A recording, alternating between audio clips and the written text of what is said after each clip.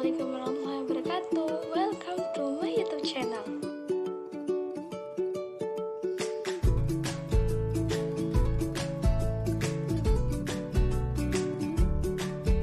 Di video kali ini saya akan menyampaikan resumen materi yang sudah saya kumpulkan, di mana di hari pertama saya ospek yaitu 2 materi dan di hari kedua yaitu 4 materi. Sebelum kita mulai, kita basa-basi dulu nih. Jangan lupa like, comment, and subscribe, dan jangan lupa untuk nyalakan loncengnya. Di hari pertama, UIN Maulana Malik Ibrahim Malang adalah kampus yang menyatu dengan ma'had atau pesantren. UIN Maulana Malik Ibrahim Malang dimulai dari IAIN Sunan Kalijaga Yogyakarta, Fakultas Tarbiyah. Kemudian beralih ke IAIN Surabaya. Pada tahun 1997, IAIN mendapatkan keluasan otoriter menjadi STAN Malang, lalu berubah lagi menjadi Universitas Indonesia Sudan. Kemudian berubah lagi menjadi UIN Malang, lalu di tahun 2009 UIN Malang menjadi UIN Maulana Malik Ibrahim Malang sampai sekarang. UIN Maulana Malik Ibrahim Malang juga memiliki visi dan misi. Visinya yaitu terwujudnya pendidikan tinggi integratif dalam memadukan sains dan Islam yang bereputasi internasional. Sedangkan misinya yaitu 1. Mencetak sarjana yang berkarakter ulul albab. Yang kedua, menghasilkan sains teknologi seni yang relevan dan berdaya saing tinggi. Yang ketiga, kedalaman spiritual. Yang keempat, kedalaman akhlak. Yang kelima, keluasan ilmu. Dan yang keenam, kematangan profesional. Rencana jangka panjang pengembangan universitas 25 tahun ke depan, pada tahun 2006 sampai 2010, pemantapan kelembagaan dan penguatan akademik. Lalu pada tahun 2016 sampai 2020 adalah pengenalan dan reputasi regional. Dan pada tahun 2021 sampai 2025 adalah tahap pengenalan dan reputasi regional internasional. UIN Maulana Malik Ibrahim Malang memiliki 7 fakultas, yaitu Tarbiyah dan Ilmu Keguruan, Fakultas Syariah, Fakultas Ekonomi, Fakultas Psikologi Sains, Fakultas Teknologi Humaniora, Fakultas Kedokteran dan Ilmu-Ilmu Kesehatan, dan ada juga Fakultas Pasca Sarjana dengan 15 program studi. Kampus UIN Malang memiliki kelebihan dalam melaksanakan pendidikan, menyelenggarakan pendidikan tinggi yang integratif dalam memadukan sains dan Islam. Ada integrasi keilmuan, ada integrasi kelembagaan. Integrasi keilmuan adalah memadukan antara sains dan Islam, kemudian secara kelembagaan, memadukan pendidikan tinggi dan pendidikan pesantren untuk membentuk karakter mahasiswa. Oleh karena itu, di kampus kita ada Ma'had Al-Jami'ah sebagai pusat pengembangan karakter ulul albab, khusus dalam spiritual, keagungan akhlak, keluasan ilmu, dan kematangan pada siswa. 4 pilar yang harus dimiliki oleh mahasiswa diantaranya dibentuk melalui pendidikan.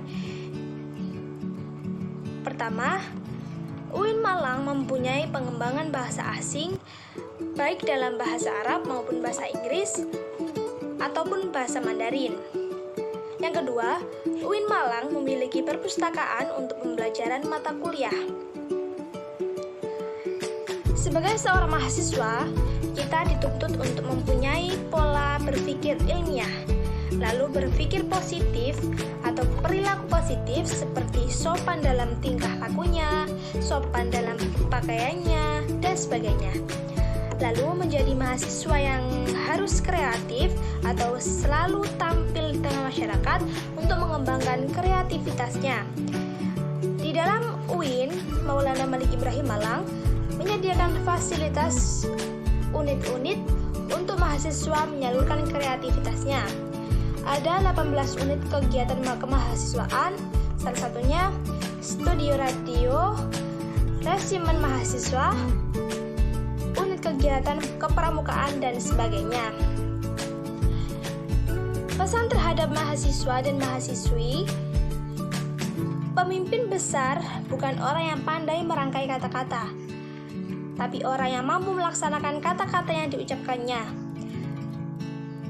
Belajar terus-menerus, walau sesulit apapun. Pemimpin yang sejati bukan orang yang hanya mampu memprovokasi dan mudah terprovokasi, tapi yang mampu membangun jati diri dan memotivasi diri sendiri. Orang yang mampu membangun masa depan bagi orang lain dan bukan orang yang mencari kesalahan pihak lain.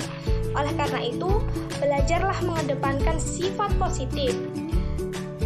Pemimpin masa depan adalah orang yang mampu membesarkan alma maternya yang dengan prestasi-prestasinya, bukan orang-orang yang membakar alma maternya, dikedepankan kesatuan dan akhlakul karimah. Di hari kedua, DEMA, Dewan Eksekutif Mahasiswa, adalah organisasi intrakampus yang merupakan lembaga eksekutif mahasiswa di lingkungan universitas. DEMA memiliki beberapa lingkungan. Ada lingkungan universitas dan ada juga lingkungan fakultas. Turunan dari lembaga eksekutif ada himpunan mahasiswa prodi atau himpunan mahasiswa jurusan. Fungsi DEMA universitas adalah sebagai pelaksana program organisasi kemahasiswaan, lalu sebagai lembaga yang mengkoordinasikan dan menginstruksikan pelaksanaan kegiatan kemahasiswaan di tingkat universitas. Tugas dari DEMA Universitas Islam Malang adalah melaksanakan program kerja organisasi yang sudah disepakati Senat Mahasiswa Universitas. Yang kedua, mengkomunikasikan dan menginformasikan kegiatan kemahasiswaan di tingkat universitas. Yang ketiga, melaksanakan koordinasi dan sinkronisasi kegiatan kemahasiswaan. Kementerian DEMA Mahasiswa ada satu Kementerian Dalam Negeri, yaitu mengkoordinasikan di lingkungan internal universitas. Yang kedua, ada Kementerian Luar Negeri, yaitu mengkomunikasikan lembaga-lembaga di UIN Malang dengan lembaga luar UIN Malang, yaitu eksternal. Yang ketiga, ada Kementerian Sosial dan Hukum Politik, yaitu pengembangan kajian terkait isu-isu yang berkaitan dengan sosial hukum politik. Dan yang keempat, ada Kementerian Agama, di mana UIN Malang berkolaborasi sebagai kampus ulul albab integrasi keilmuan antara sains dan agama. Yang kelima, ada Kementerian Pengembangan dan Kreativitas, yaitu DEMA berkoordinasi antar kementerian untuk mendukung beberapa program-program kesiswaan maupun kerja agar menjadi satu kesatuan yang utuh. Dan yang terakhir, ada Kementerian Komunikasi dan Informasi, yaitu mengsandingkan apa yang dilakukan, apa yang dilaksanakan, dan beberapa kegiatan-kegiatan yang telah atau yang belum dilaksanakan DEMA. Senat Mahasiswa adalah organisasi mahasiswa UIN Malang yang berperan sebagai lembaga legislatif yang mengkoordinasi DEMA, UKM, dan HMJ.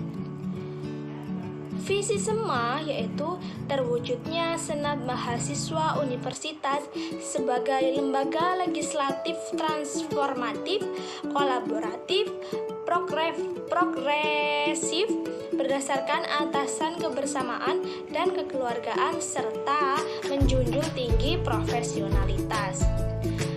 Fungsi SEMA Universitas adalah advokasi, legislasi, pengawasan, dan juga penganggaran. Tugas-tugas SEMA Universitas adalah 1. Mengawasi dan mengontrol DEMA Universitas, memberikan persetujuan setiap kegiatan yang akan dilaksanakan oleh DEMA Universitas, dan yang ketiga, memberikan pengesahan setiap laporan pertanggungjawaban setelah agenda tersebut. Lalu ada juga memfasilitasi aspirasi mahasiswa UIN Malang dan menyalurkannya kepada pihak-pihak yang bersangkutan. Ada juga merancang dan menetapkan peraturan organisasi UIN Malang, mengesahkan peraturan DEMA UIN Malang, dan juga menjadi mitra kerja DEMA dalam melaksanakan kebijakan organisasi kemahasiswaan.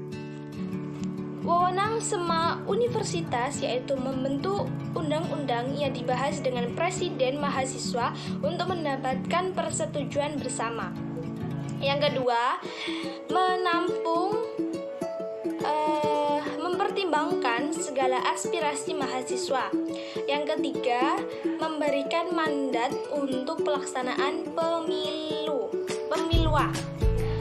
Lalu ada juga mengawasi pelaksanaan hasil-hasil sidang SEMA Universitas, mengawasi pelaksanaan program kerja dan kebijakan DEMA Universitas, turut andil dalam mengkaji permasalahan yang timbul di dalam negara dan tingkat universitas, menerima dan membahas usulan pada PO yang berkaitan dengan bidang tertentu dan mengikut sertakan dalam pembahasan, memberikan peringatan atau memorandum kepada DEMA Universitas.